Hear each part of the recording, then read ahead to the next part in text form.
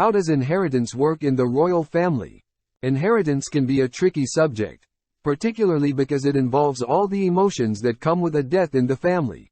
Dealing with inheritance tax and splitting what is left among multiple family members if the dearly departed's will is unclear. But as complicated as they are for regular people, inheritance among the British royal family can be mysterious due to monarchs' wills being sealed for decades after their death. When Queen Elizabeth II died last September, her eldest son, the now King Charles III, inherited more than just the crown.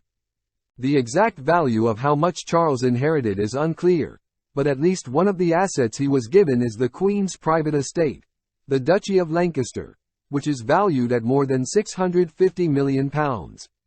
But the King has reportedly stirred up some resentment among his younger siblings, the Duke of York, the Princess Royal and the Duke of Edinburgh over their late mother's inheritance.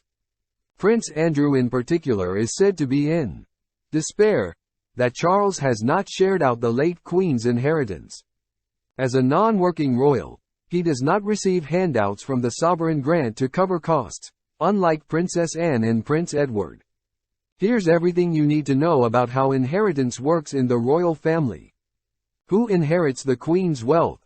King Charles is the sole beneficiary of the Queen's wealth, including her £650 million estate. On top of this, she amassed tens of millions of pounds in her own cash and assets, mainly from art and racehorses.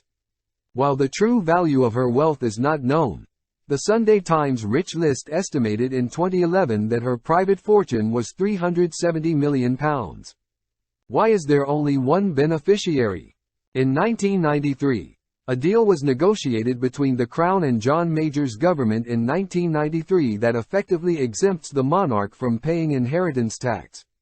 If this were not the case and the regular inheritance tax rule applied, Charles would have to pay 40% inheritance tax on anything he inherits over a £325,000 threshold, which would have meant paying millions to the Treasury. However, the deal struck with Major's government was part of a Memorandum of Understanding on Royal Taxation that states some royal assets are held by the monarch as sovereign rather than as a private individual. It says that it is therefore clearly inappropriate for inheritance tax to be paid in respect of such assets.